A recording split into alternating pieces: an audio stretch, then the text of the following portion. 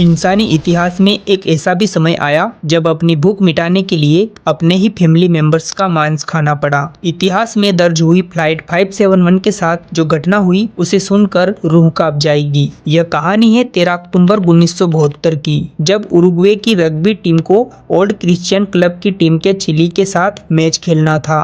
12 अक्टूबर 1972 को south America की Uruguay से एक प्लेन उड़ान भरता है जिसको चिली देश की राजधानी सेंटियागो में पहुंचना है।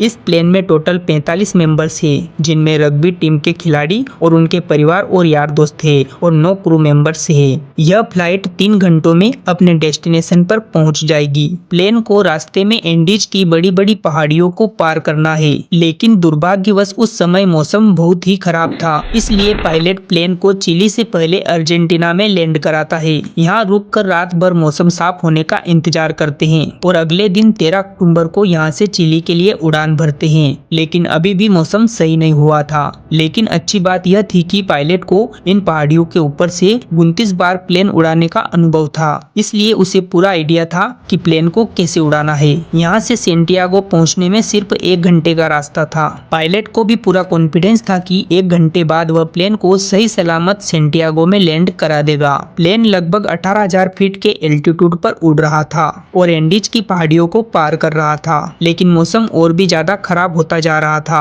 और एक समय वो आता है जब पायलट को आगे कुछ भी नहीं दिखाई देता, सिर्फ बादल और कोहरे के अलावा कुछ भी नहीं दिख रहा था। पायलट को अगर थोड़ी बहुत भी एंडीज की पहाड़ियां दिखाई देती तो वो अंदाजा लगा लेता कि वो कहाँ पर है। ऐसे समय में पायलट केवल प्लेन के इंस्ट्रूमेंट पर ही निर्भर है। अब पायलट को पता था कि 1 घंटे में प्लेन एंडीज की पहाड़ियों को पार कर सेंटियागो पहुंच जाएगा। वह प्लेन में लगी लोकेशन सिस्टम को समझते हुए उसे लगा कि उसने एंडीज की पहाड़ियों को पार कर लिया है, तो उसने सेंटियागो एयरपोर्ट पर एटीसी से प्लेन को लैंड कराने की अनुमति मांगी। तब एटीसी ने पूछा कि क्या आपने एंडीज की पहाड़ियों को पार कर लिया है? तो पायलट ने कहा कि हाँ, हमने एंडीज की पहाड़ियों को पार कर लिया। लेकिन फिर भी एटीसी को थोड़ा डाउट हुआ कि प्लेन इतना जल्दी एंडीज की पहाड़ियों को कैसे पार कर सकता है, लेकिन एटीसी इस बात को नजरअंदाज कर देता है क्योंकि एटीसी भी पायलट द्वारा दी गई लोकेशन पर ही निर्भर था। तो एटीसी ने प्लेन को लैंड कराने की अनुमति दे दी और पायलट से कहा कि आप प्लेन को 11,500 फीट के एल्टीट्यूड पर ले आओ। 3:21 पर पायलट प्लेन के एल्टीट्यूड को धीरे धीरे घटाने लगा और प्लेन बादलों के कहर से नीचे की ओर आने लगा।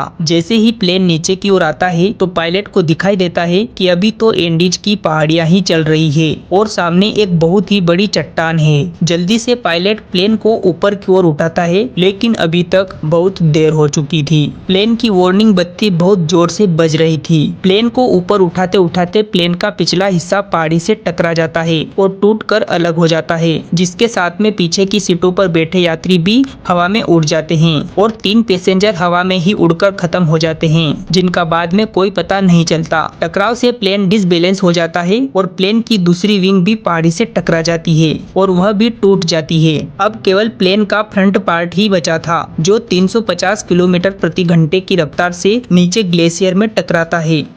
प्लेन का आगे का हिस्सा पूरी तरह से टूटकर बिखर जाता है और वहीं पर एक पायलट मारा जाता है और एक पायलट बुरी तरह से घायल हो जाता है। 45 में से 12 लोग तुरंत मर जाते हैं और 33 लोग इतने बड़े क्रैश में भी सरवाइव कर जाते हैं, लेकिन इनमें से ज्यादातर लोग बहुत जख्मी हालात में हैं। इन्हें ये भी नहीं पता है कि वो अब कहाँ पर है। इनमें से एक आदमी कोमा में चला जाता है। अभी तक जो हुआ वह तो इस कहानी का एक ट्रेलर मात्र है। इस फ्लाइट की असली कहानी तो अब शुरू होती है। आप कल्पना भी नहीं कर सकते कि आगे इनके साथ क्या होने वाला है। इनके आगे की कहानी सुनकर आपकी रूह कांप जाएगी। यह क्रैश हुआ प्लेन जमीन से 3,570 मीटर की ऊंचाई पर है, जो कि एंडीज की किसी अनजान पहाड़ी पर बिखरा पड़ा है। क्या अब वो इस पहाड़ी से निकल पाएंगे या नहीं, ये कोई नहीं जानता।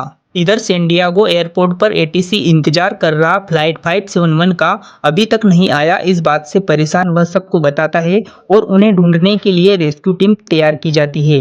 लेकिन सूरज भी ढलने वाला था, शाम होने ही वाली थी। जल्द ही रेस्क्यू टीम के लिए 4 जहाज रवाना हुए और एंडीज की पहाड़ियों को चारों तरफ छान मारा, लेकिन क्रैश प्लेन का कहीं पर भी पता नहीं चला।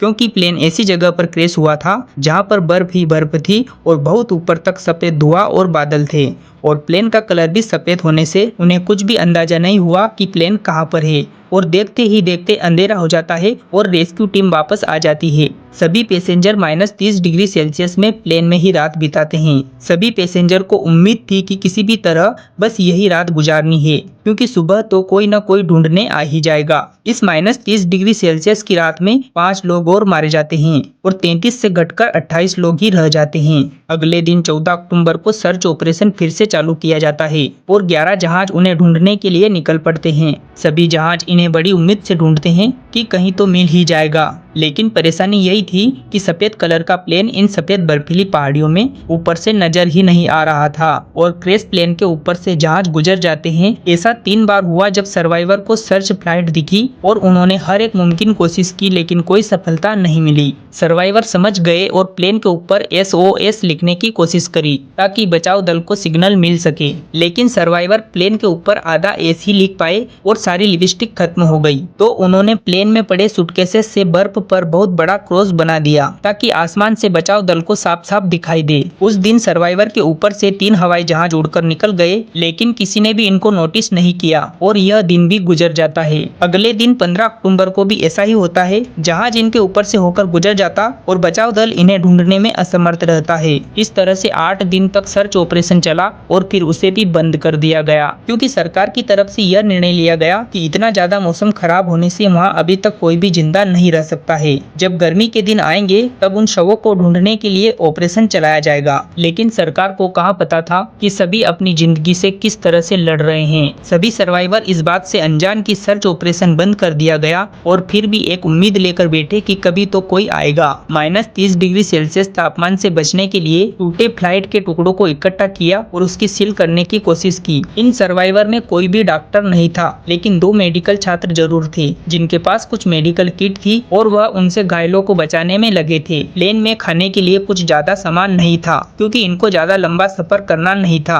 इनके पास खाने के नाम पर 8 चॉकलेट के डिब्बे, जैम के 3 बोतल, खजूर, ड्राई फ्रूट्स, कैडीज और कई बोतल वाइन थी। उनके पास जो पानी था वह भी खत्म हो गया था। 27 लोगों के बीच जो खाने की चीजें थी उन सभी खाने की चीजों को इकट्ठा किया और उन 27 लोगों में बांट दिया, जो कि मुश्किल से 1-2 दिन का ही खाना था। ऐसे करते हुए सर्वाइवर को 11 दिन हो चुके थे और 11वें दिन प्लेन के आगे के हिस्से से एक रेडियो मिला और उस रेडियो को सही करने में लग गए। रेडियो ठीक तो हुआ, लेकिन उसमें सिर्फ मैसेज आ सकते थे, जा नहीं सकते थे। तब रेडियो ठीक करने वाले शख्स ने सुना कि सरकार ने सर्च ऑपरेशन बंद कर दिया है। यह खबर सुनते ही वह बचे हुए लोगों के पास आया और बोला कि एक गुड न्यूज है। उसकी बात सुनकर सभी खुश हो गए और पूछा कि क्या गुड न्यूज है। उसने कहा कि हमारी मदद करने के लिए कोई नहीं आएगा और सरकार ने भी सर्च ऑपरेशन बंद कर दिया है। उसकी बात सुनकर सभी गुस्सा हो जाते हैं कि इसमें गुड न्यूज क्या है। तो वह कहता है कि गुड न्यूज यह है कि अब हमारी मदद करने कोई नहीं आएगा। हमें जिंदा रहने और यहाँ से निकलने के लिए खुद को ही कोई प्लानिंग बनानी पड़ेगी। हमें यहाँ से निकलना पड़ेगा। अब तक जो खाना बचा हुआ था वह भी खत्म हो जाता है। भूख के मारे लोगों ने सीट के ऊपर लेदर के कवर को खाना शुरू कर दिया। उसको खाने के बाद वह बीमार भी पड़ गए। 29 अक्टूबर को उसी पहाड़ी पर एक बर्फीला तूफान आता है और वह आकर सीधा क्रैश हुए प्लेन से टकरा जाता है, जिससे कि प्लेन में बैठे सर्वाइवर बर्फ के नीचे आ जाते हैं और इस तूफान से 8 लोग और मारे जाते हैं। अब सिर्फ 19 लोग ही बचे हैं। अब इनके पास खाने के लिए कुछ भी नहीं बचा। सभी चीजें पूरी तरह से खत्म हो चुकी है। सभी लोग बैठकर यह बात करने लगे कि अब जिंदा रहने के लिए क्या करें। कुछ भी समझ नहीं आ रहा था। इतने में एक शख्स कहता है कि ये जो लाशें बाहर पड़ी है यही हमें जिंदा रख सकती है। इसके इतना कहते ही सब इसके विरुद्ध हो जाते हैं, लेकिन फिर भी यह शख्स उठता है और बाहर जाता है और प्लेन के टूटे कांच के टुकड़े से लाश के मांस को काटता है और खाने लगता है। इसको मांस खाते हुए जो लोग देख रहे थे वो भी आते हैं और लाशों के मांस के टुकड़े करते हैं और खाने लगते हैं। और भूख के आगे क्या अपनी बहन और क्या अपने दोस्त, कुछ भी नजर नहीं आया।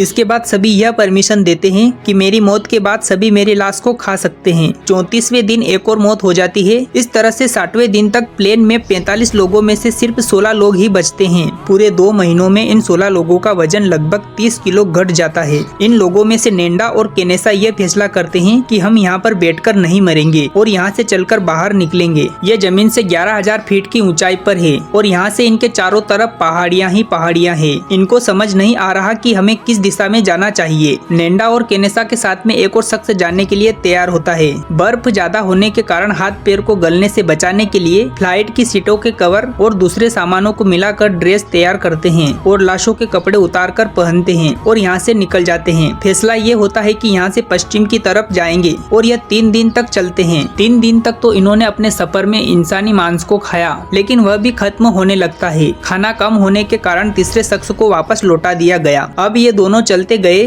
और चलते चलते 8 दिन बीत गए। तभी इनको ऐसी पहाड़ी दिखी जिस पर बर्फ नहीं था। ये देखकर ये बहुत खुश हुए और उसकी तरफ चल दिए और 10वें दिन तक वहाँ पर पहुँच जाते हैं। दोनों चलते चलते नदी के किनारे पहुँच जाते हैं। तभी इनको दूसरी तरफ एक घोड़े पर सवार एक आदमी दिखता है। ये पूरे जोश से उस आदमी को आवाज देते हैं और दोनों तरफ से एक दूसरे को देख लेते हैं, लेकिन क्या बोल रहे हैं ये दोनों को सुनाई नहीं दे रहा था। ऐसे में वह शख्स एक पेंसिल और कागज को एक पत्थर के टुकड़े में बांधकर उसकी तरफ फेंकता है। उसने उनकी जानकारी पूछी और उन्होंने उसमें लिखा कि हम उरुग्वे के वो रग्बी प्लेयर है जिनकी फ्लाइट क्रैश हो गई है। हमारे साथी अभी भी जिंदा है और मदद की आस लगाए बैठे हैं। आप हमारी बात सही लोगों तक पहुंचा दे ताकि हमको मदद मिल सके। तब वह शख्स पढ़ता है और कहता है टुमारो। अगले दिन वहाँ की पुलिस तक यह बात पहुँचती है और चिली अथॉरिटी वहाँ पर भागकर आए और इन दोनों को ले गए। दोनों को पहले अस्पताल ले गए और इलाज होने के बाद इन दोनों को लेकर 3 हेलीकॉप्टर जाते हैं और सभी लोगों को वहाँ से लाया जाता है। जब इनसे पूछा गया कि आप कैसे जिंदा बचे तो इन्होंने पूरी कहानी बताई। हालांकि यह बात पता चलने के बाद इनकी काफी आलोचना हुई, लेकिन ऐसे में इन्होंने कहा कि अगर आप हमारी जगह होते तो क्या करते। इस घटना से हमको ये सीख मिलती है कि हमें एक दूसरे की सख्त जरूरत होती है और इंसान के आगे कितनी भी बड़ी मुसीबत क्यों न आ जाए फिर भी उससे वह लड़ सकता है। अगर आप वीडियो में यहाँ तक बने हुए हो तो आपका बहुत बहुत धन्यवाद और वीडियो अच्छा लगा हो तो वीडियो को लाइक जरूर करें और चैनल को सब्सक्राइब कर पास वाली घंटी को जरूर दबाना।